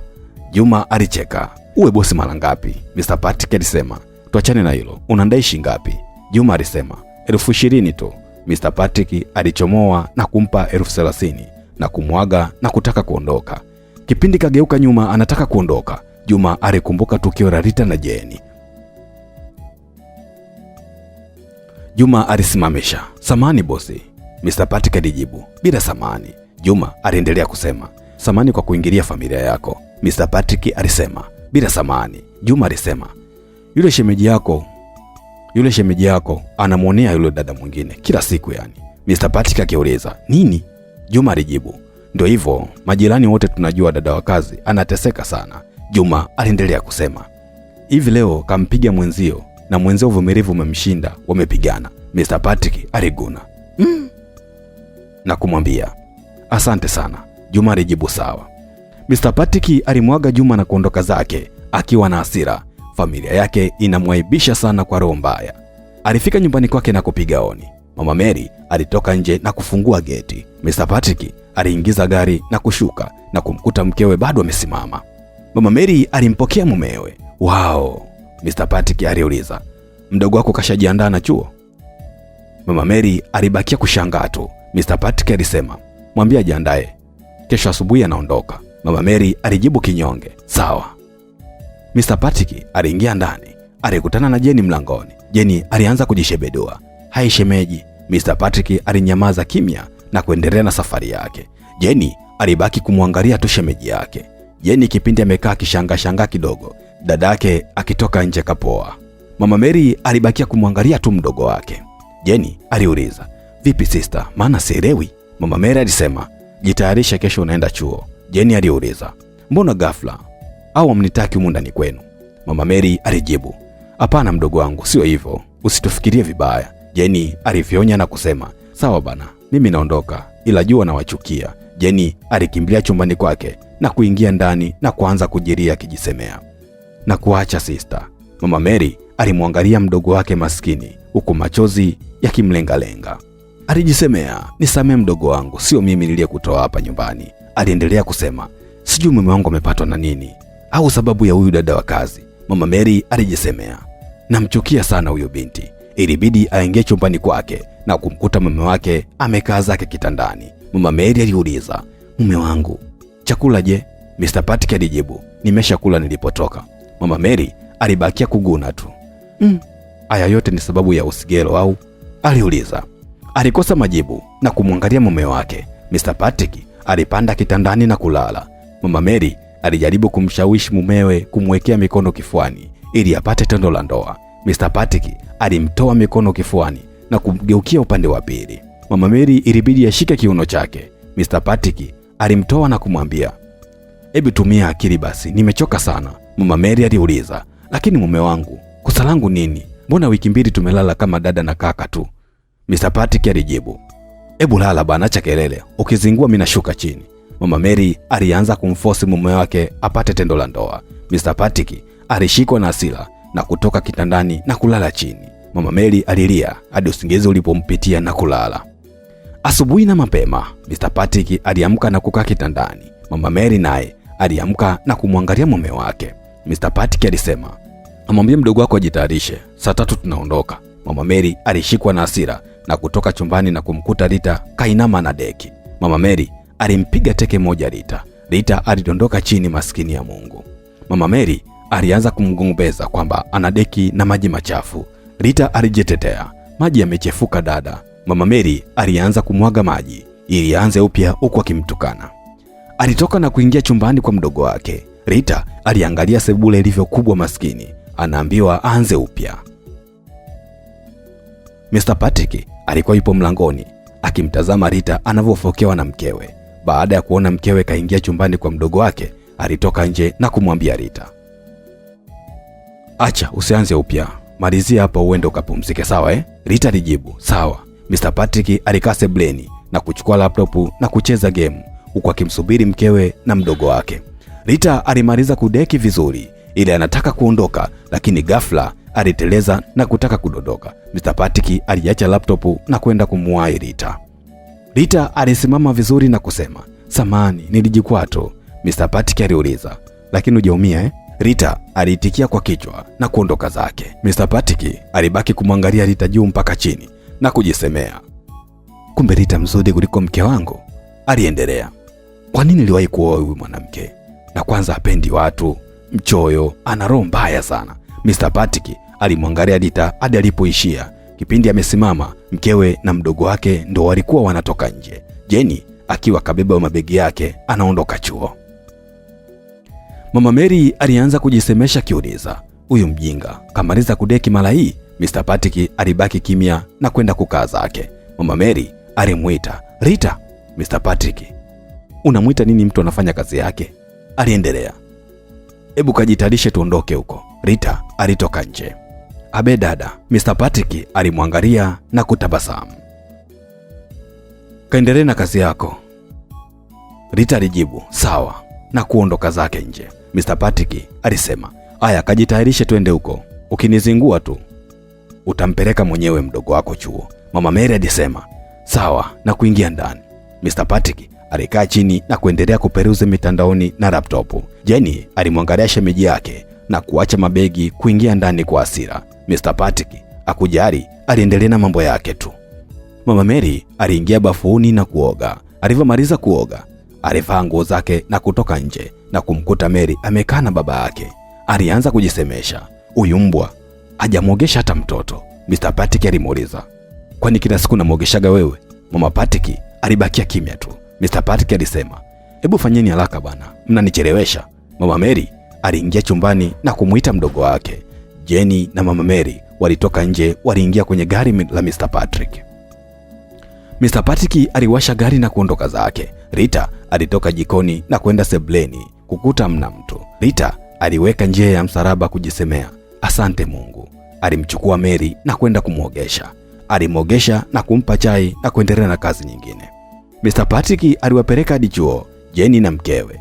Alimlipia gharama zote, japo mkewe alikuwa na kazi yake, sema mshahara mdogo. Kwa hiyo Mr. Patrick alichukua jukumu la kuwa kama mzazi. Jenny aliingia chuoni na Mr. Patrick na mkewe waliondoka. Mr. Patrick na mkewe walifika nyumbani na kupiga hodi. Rita alikuwa kamaliza kazi kalala yeye na Mary. Mr. Patrick ilibidi afungue geti na remote na kuingia ndani. Bahati nzuri mlango ulikuwa wazi. Rita amelala sebuleni na Mary. Mama Mary aliingia ndani na kumkuta Rita amelala na mwanae. Alimpiga kofi moja. Rita alikulupuka usingizeni na kumkuta Mama Mary na mume wake. Mr. Patrick alikuwa yupo bize akimchukua picha ya Rita na mtoto wake. Mama Mary alimfokea Rita, umekuja kulala hapa? Rita alibakia kimya tu na kumwangalia bosi wake na wenge la usingizi. Mama Mary alitaka kumpiga tena kofi lingine, mkono ulidakwa na Mr. Patrick. Mr. Patrick alisema, hebu mwache alale bwana, kama kamaliza kazi je. Mama Mary aliona aibu na kuingia ndani. Mr. Patrick alimkonyeza Rita. Rita alitaka kuingia ndani kwake. Mr. Patrick alimuita mlembo, simama kidogo. Rita alishtuka na kujikaza kusimama tu. Mr. Patrick alisema, nina shida na namba yako ya simu. Rita alimwangalia bosi wake tu. Mr. Patrick, mbona unaniangalia sana, vipi kwani? Rita ilibidi ampe tu, maana simu alimnunulia yeye huyo huyo. Mr. Patrick alitabasamu na kuondoka zake kuingia ndani. Rita alibakia kushangaa na kuguna tu na kuingia jikoni kuendelea na mishe zake. Mr. Patrick alifika ndani na kumkuta mkewe amekaa kitandani. Mr. Patrick alimwangalia mkewe na kumfyonya. Mama Mary alibakia kimya tu. Mr. Patrick aliweka vitu vyake na kutoka nje kukaa. Mama Mary aliumia na kujiuliza, hii ni nini sasa? Alikosa majibu na kukaa kitandani. Usiku uliingia. Rita alitenga chakula mezani na kuwakaribisha Mr. Patrick na mkewe. Rita alitaka kutoka nje kwenda kula. Mr. Patrick alimuuliza, mbona unakosa sasa? Rita alimwangalia Mama Mary na kuogopa na kusema. Mama Mary aliuliza, lakini mume wangu, kweli tule na usigelo? Mr. Patrick aliuliza, kwani sio mtu au? Mama Mary alibakia kimya. Mr. Patrick alimwambia kaa ule sasa. Rita alikaa maskini, japo kiuoga sana, akiwa anamwangalia Mr. Patrick ambaye wamekaa wanatazamana. Mr. Patrick aliacha kula kwa dakika hivi, alibakia kumwangalia Rita. Rita kipindi anakula, ghafla alimwangalia Mr. Patrick na kukutana mjicho kwa jicho. Mr. Patrick alimkonyeza huku akimchezea miguu ya chini ya meza. Rita aliona hii sasa shida, ilibidi ajikoze. Mr. Patrick aliuliza, vipi? Rita alijibu, I am sorry bosi, na kuendelea kula. Mama Mary alisema, silikwambia huyu binti mshamba angekula tu jikoni kuliko kutaka kututapisha watu. Mr. Patrick alimwangalia mkewe na kusema, hebu acha kuongea wakati wa kula. Mama Mary aliona aibu na kuangalia chini na kuendelea kula. Walikula na kumaliza, kila mmoja alienda kulala kivyake. Mr. Patrick alijitahidi kulala, lakini usingizi hauji. Mawazo kwa binti wa kazi. Aliona isiwe shida, alimtumia Rita, usiku mwema. Rita alishtuka na kujibu, na kwako pia. Mr. Patrick alitabasamu na kuuliza, kumbe hujalala hadi sasa hivi? Rita alijibu, ndiyo, nampigia pasi Mary nguo za shule. Mr. Patrick alisema, oh sawa bana. Rita alijibu, sawa. Mr. Patrick alimuuliza, nikuulize kitu? Rita alijibu, ndiyo bosi. Mr. Patrick aliuliza, wazazi wako wako wapi? Rita alijibu, mimi sina wazazi, ni mtoto yatima, naishi na bibi yangu tu. Alimuelekeza kila kitu. Mr. Patrick alijikuta akiingiwa na huruma na kusema, pole sana. Rita alijibu, asante. Mr. Patrick ilibidi amwage na kuacha kuchati naye, sababu alikuwa anamuogopa mkewe, alikuwa anajinyosha tu. Mr. Patrick alifuta chati zao zote kwenye simu, akijidai amelala. Alitafuta usingizi, alishindwa sababu mawazo yote ya kumpenda Rita. Alijisemea, nitafanya kila njia nimsaidie huyo binti. Alilala sababu asubuhi anawahi kazini. Mr. Patrick asubuhi na mapema aliamka na kumkuta mkewe kashamka. Alitoka nje na kumkuta mkewe anamfokea Rita kuhusu kuchelewa kudeki na kuamka. Mr. Patrick alimuuliza, unataka huyu binti wa watu asilale? Maana kaamka saa 10:30, yupo macho tu. Mama Mary aliona aibu na kuondoka kwenda kujitayarisha aende kazini. Mr. Patrick alimfonya mkewe na kumwambia, Rita, endelea na kazi. Rita alijibu, sawa bosi.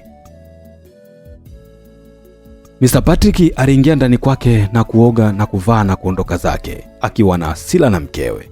Mama Mary naye alienda ofisini kwake. Mr. Patrick alikaa ofisini pale na kutoa simu yake na kumwangalia Rita kwenye picha. Kidogo alikuja mfanyakazi wake Mr. Alex. Mr. Alex alimuita, bosi. Mr. Patrick alishtuka na kuweka simu yake. Mr. Alex alitabasamu. Mbona umeshtuka sana? Mr. Patrick alisema, nilikuwa namuwaza mke wangu, ananisumbua, alizuga. Mr. Alex alitabasamu. Wewe kila siku unasumbuliwa na mwanamke ambaye hujatoa mahari wala kuoa kwa ndoa yoyote ile. Anakuumiza kichwa? Mr. Patrick aliuliza. Sasa nitafanyaje unadhani? Mr. Alex alisema akiwa anacheka. Piga chini, chukua kitu kipya. Mr. Patrick aliguna. Mr. Alex aliuliza, mbona unaguna? Mr. Patrick alisema, namuonea huruma sababu ya watoto. Mr. Alex alicheka. Kwa huyo mtoto mmoja tu ambaye sio damu yako? Aliendelea kusema, ndugu yangu shtuka. Mwanamke umemsomeshia watoto 2 tena international, bado anakusumbua kichwa? Mr. Alex aliendelea, sio kukusumbua kichwa tu, anakutesea hadi ndugu zako. Alafu hana cheti chochote cha kunifunga. Aliendelea kusema, aise, angenipata mimi huyo angejuta. Mr. Patrick alitabasamu. Mr. Alex aliuliza, unaguna nini au umerogwa nini? Mr. Patrick alijibu, amna, sijarogwa. Mr. Alex alisema, sawa bana, mimi natoka kwenda kumalizia kazi. Mr. Patrick alijibu, okay. Mr. Alex alitoka nje mwenyewe. Mr. Patrick alikaa na kutabasamu kwa maneno ya rafiki yake. Alafu kweli mimi ni mjinga, alijisemea. Aliendelea kusema, mwanamke namsomeshia wadogo zake na mitoto yake bado ananisumbua. Ngoja nimwachie atie akili mpumbavu zake huyu. Mr. Patrick aliendelea na kazi zake mwenyewe hadi majira ya jioni. Alitoka ofisini na kurudi nyumbani kwake. Mama Mary alikuwa amesharudi na kuanza kumfokea Rita kwa kosa la kulala baada ya kumaliza kazi. Nilikwambiaje kuhusu kulala mchana? Rita alikuwa kilia tu. Uliniambia nisilale mchana, Mama Mary alijibu. Sasa umefanyaje? Huku akimfinya masikio. Rita alikuwa kilia. Dada nisamee bule. Mama Mary alimpiga Rita wa watu sana. Mary alikuwa kilia maskini na kumshika mama yake amwachie dada yake. Mama Mary hakujali, alimpiga sana Rita hadi damu zilikuwa zikitoka. Rita alikuwa akimuomba Mungu aje amtetee. Kidogo alisikia gari likipiga honi. Mama Mary, haya nyamaza kimya, pumbafu wewe. Rita alibidi ajitahidi kunyamaza kimya. Mama Mary alimwambia, futa hizo damu yako kwenye sebule yangu. Rita ilibidi atoke na kwenda kuchukua ndoo yenye maji na kuja kudeke. Mama Mary alitoka nje na kwenda kumfungulia mumewe geti. Alifungua geti na Mr. Patrick aliingiza gari ndani na kushuka. Mr. Patrick aliuliza, mbona umechelewa kufungua mlango? Mama Mary alijibu, huyo usigeri unaomtetea alikuwa akiangalia TV. Mr. Patrick alimwangalia mkewe na kuingia ndani. Alimkuta Mary amekaa kapoa maskini. Rita hayupo ndani. Mary alimkimbilia baba yake na kumkumbatia huko akilia. Mr. Patrick aliuliza, mbona unalia mwanangu, nini shida? Mary alijibu, mama akampiga dada hadi damu. Mr. Patrick aliuliza, nini? Mama Mary aliangalia pembeni na kumfyonya mwanae. Mr. Patrick aliuliza, anachoongea Mary ni kweli au? Mama Mary alisema, hapana mume wangu, usimsikilize. Mr. Patrick hakuridhika. Alimuita Rita. Rita, we Rita. Rita alitoka nje huku akitetemeka maskini. Mr. Patrick aliuliza, Mama Mary kakupiga leo hadi damu? Rita alimwangalia Mama Mary kwanza. Mama Mary alimfanyia ishara, ole wako useme. Rita alisema, hapana, hakunipiga. Mr. Patrick alimwangalia. Okay, kaendelee na kazi sawa? Rita alijibu sawa. Mr. Patrick aliingia ndani na kumwacha mkewe na Rita. Mama Mary alisema, ungesema ukweli, ningekuua. Rita alibakia kimya. Mr. Patrick kumbe alikuwa kajibanza akimsikiliza mkewe. Aliumia sana. Ukiangalia akashatokea kumpenda Rita. Aliingia chumbani kwake na kubadilisha nguo. Usiku uliingia, walikula na kwenda kulala. Rita alichukua simu yake na kuwasha kukuta pesa akatumiwa na Mr. Patrick. Rita alibidi amshukuru bosi wako kwa SMS. Asante. Mr. Patrick aliona SMS na kutabasamu. Mbona usemi ukweli kuwa unapigwa wakati mimi nakupenda sana? Rita hakujibu chochote kile zaidi ya kuzima simu na kulala. Asubuhi na mapema, ilikuwa sikukuu. Mama Mary na mwanae waliondoka, walialikwa sikukuu na rafiki zake. Nyumbani alibakia Mr. Patrick na Rita. Rita alikuwa yupo jikoni akipika chai. Mr. Patrick aliamka na moja kwa moja aliingia jikoni na kumkuta Rita amesimama, alimkumbatia. Rita alishtuka na kumwangalia ni nani aliyefanya hivi. Alimkuta ni bosi wake. Rita alianza kuogopa. Mr. Patrick alitabasamu tu na kumwambia usiogope, sawa. Rita alimtoa mikono kiunoni. Mr. Patrick alibaki kumwangalia usoni. Mbona unaniogopa jamani? Akati mimi nakupenda, nataka nikuoe. Rita alipaliliwa na mate na kuanza kukoa. Mr. Patrick alitabasamu. Ina maana uniamini kuwa nataka nikuoe? Rita alimgeukia upande mwingine na kuendelea na kazi zake. Mr. Patrick alimwangalia. Rita, nipo serious na kupenda. Nataka nikuoe. Alafu mke wako je, Mr. Patrick? Mimi sina mke hapa. Rita aliguna. Mama Mary ni nani yako kama sio mkeo? Mr. Patrick alitabasamu na kujibu. Ni mzazi mwenzangu ila simpendi. Amenitoka sana sasa hivi. Rita aliuliza kwa nini? Mr. Patrick alijibu. Sababu ya tabia yake na roho yake mbaya. Mwanamke apendi watu, apendi ndugu zangu. Ni mwanamke wa aina gani huyu eti? Rita alibaki kimya tu na kumsikiliza. Mr. Patrick aliendelea. Rita, nimemvumilia sana na nimechoka huyu mwanamke.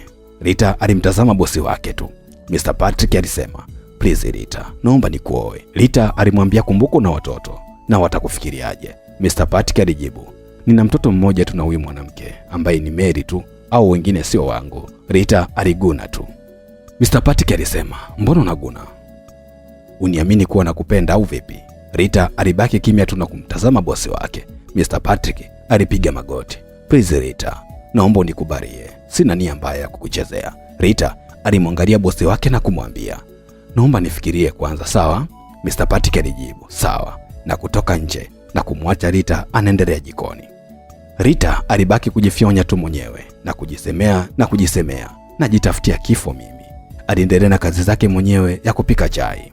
Nyumbani na kwa rafiki yake na Mama Mary walipoenda kula sikukuu na mwanae, Mama Mary alianza kujitupa. Mama Maua, yule mganga fundi. Mama Maua aliuliza, kafanyaje tena? Mama Mary alijibu, yani mume wangu asemi kitu. Unajua amekuwa kama boya eh? Mama Maua akasema, wewe usiniambie. Mama Mary alisema, yani sijui nisemaje. Yani mwanaume chochote unachomwambia ni sawa tu mama. Yani mume wangu anasomesha watoto wangu na mdogo wangu juu. Mama Maua, wewe usiniambie. Kwa hiyo kawa zuzu kabisa. Mama Mary, sio zuzu, yani ni mweu kabisa. Na ndugu zake hawakanyagagi na hawapagi chochote yani. Usiniambie wewe. Mama Mary akajibu, ndio hivyo. Nimemfunga midawa, aongee kitu chochote kile. Mama Maua, ongera bestie. Mama Mary alijibu, asante. Mama Mary na rafiki yake walipiga story. Chakula kilivyo walikula. Mama Mary aliagana na rafiki yake na kuondoka. Mama Mary na Mary walirudi saa 4 usiku na Mr. Patrick hakusema chochote kile. Mama Mary aliingia bafuni na kuoga na kulala akidai kanuna. Asubuhi na mapema waliamka na kwenda kazini, kila mmoja na kazini kwake. Siku ilizidi kwenda. Mr. Patrick alipunguza mazoea na mkewe kabisa. Mama Mary alianza kushtukia mwenyewe na kumchukia sana Rita. Siku moja Rita akiwa anajaza maji kwenye tanki, simu yake kaiweka kitandani. Mr. Patrick alimtumia pesa Rita 50,000 na sasa Mama Mary aliingia ndani kwa Rita ghafla. Alikuta kitandani simu na kuichukua na kufungua SMS na kukuta mume wake kamtumia pesa Rita. Mama Mary aliangalia simu na kushikwa na hasira na kutoka nje hadi sehemu alipokuwa Rita na Mary. Alifika akiwa na hema kwa hasira. Wewe pumbavu, namba mume wangu nani kakupa? Rita alishtuka na kumwangalia bosi wake tu. Mama Mary alimpiga kibao. Niambie, si unaniangalia tu, huku akimkaba na mpira wa bomba. Rita alilia maskini na kuomba msamaha ili Mama Mary amsamehe. Mama Mary alimwangalia na kusema, leo sitakupiga sana, ingia kwenye tanki. Rita alikuwa kilia maskini tu. Mama Mary alimpiga kofi moja. Pumbafu, unanichelewesha. Rita ilibidi aingie ndani ya tanki lenye maji na maji bado kidogo lijae. Mama Mary alichofanya, alifungua mfuniko na kumchukua mwanae. Mary alikuwa analia tu na kugoma kuingia ndani. Mama Mary akawa anamwambia, twende huko, unamlilia ndugu yako huyu, pumbafu nini? Mama Mary alimbeba mwanae na kuingia ndani. Rita alibakia kwenye tanki la maji huko maji yakiendelea kukaa na limefungwa. Rita wa watu, pumzi imemkata. Maskini alikuwa anaomba Mungu ampokee kwa amani. Mara ghafla Mr. Patrick alirudi nyumbani na kupiga honi ya gari. Mama Mary alishangaa, mume wake karudi mapema. Alitoka nje na kwenda kumfungulia geti. Mr. Patrick aliingiza gari ndani na kushuka. Alishangaa kukutana na nyumba kimya. Mary alitoka ndani na kumkumbatia babake huko akilia. Mr. Patrick aliuliza, mbona unalia? Mary alijibu, dada Rita. Mr. Patrick alishtuka. Kafanyaje? Mary alisema, mama kamuingiza kwenye tanki la maji. Mr. Patrick, nini? Aliuliza na kumchukua Mary akamwonyesha. Mama Mary alibakia kumfonya tu na kujisemea, watoto wengine kama wanalaana vile. Alitoka na kuingia ndani kwake na kukaa kuchezea simu. Mary alimpeleka hadi kwenye hilo tanki. Mr. Patrick ilibidi afunge bomba na kwenda kuchungulia kwenye tanki. Alishtuka kumkuta Rita anaelea kwenye maji. Mr. Patrick hakuamini macho yake kuwa mwanamke wake ana roho mbaya kiasi kile. Mr. Patrick ilibidi amvute Rita na kumtoa nje. Mr. Patrick aliangalia mapigo ya moyo ya Rita yanadunda kwa mbali. Ilibidi amfanyie huduma ya kwanza, kumkamua maji. Mr. Patrick alimkamua maji yote na kumchukua Rita kumpeleka hospitali. Rita alipokelewa na madaktari kwa sababu hali yake ilikuwa mbaya. Walimpeleka kwenye mashine ya kupumulia. Daktari alitoka na kumfuata Mr. Patrick kumwambia, mgonjwa wako yupo kwenye gesi, sasa kachukue vibali polisi. Mr. Patrick, sababu ana hasira na Mama Mary, alitoka na kwenda polisi. Alifika polisi na kumwambia kila kitu kilichotokea. Polisi walimpa PF3 na kisha kumwambia waende naye kwake. Mr. Patrick alikubali kuonyesha ushirikiano. Alipanda gari na polisi wakamfuata nyuma hadi nyumbani kwake. Mr. Patrick alifika nyumbani kwake na kuingia ndani kumkuta Mama Mary amekaa miguu juu akichezea simu. Mr. Patrick aliwaonyesha polisi, huyu hapa. Polisi walimfuata na kumwonyesha vitambulisho Mama Mary. Upo chini ya ulinzi, unahitajika kituo cha polisi. Mama Mary alishtuka. Mume wangu, unanifunga sababu ya huyo Ausigero kweli? Mr. Patrick alibakia kimya tu. Polisi walibidi wafanye kazi yao na kumkamata kibabe. Mama Mary alilia sana na kumwomba mume wake msamaha. Haikumsaidia kitu. Alichukuliwa hadi polisi na kuingizwa ndani ya gereza akisubiri mahakamani.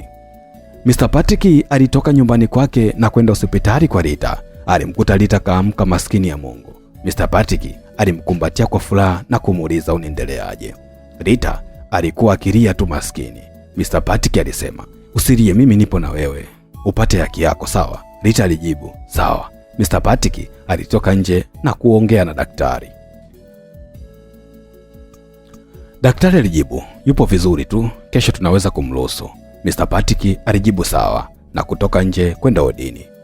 Alimwaga Rita sababu Mary ameshamwacha peke yake. Rita alijibu, sawa. Mr. Patrick aliondoka na kurudi kwake kukaa na mwanae.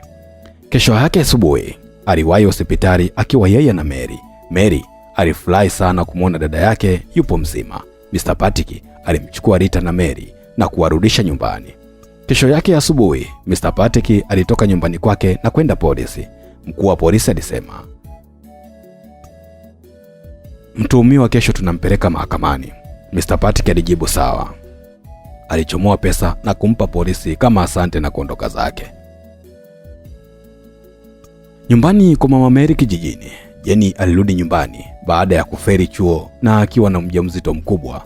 Baada ya kuingia ndani, Mama Jenny alipomwona mwanae aliumia sana. Aliuliza, wanangu, matatizo gani haya? Kwani vipi mama? Mama Tabu alijibu, yaani dada yako yupo mahakamani alafu wewe umerudi chuo mjamzito. Jeni alishtuka. Dada mama Mary yupo mahakamani kwa kosa lipi? Mama Tabu alijibu, kwa kosa la kutaka kumuua Osigero baada ya kumfumania na namba ya mumewe. Jeni aliumia baada ya kusikia adui yake ndo kawa mama mwenye mjengo. Yeye kaambulia mimbo tu chuo na kufukuzwa tu. Jeni aliingia ndani na kulala akiwa hana hata shilingi 100. Rita alitoka hospitali na kurudi kwa Mr. Patrick. Rasmi akawa mwanamke wa Mr. Patrick. Siku ya mahakama ilipofika, Mr. Patrick na Rita walienda mahakamani.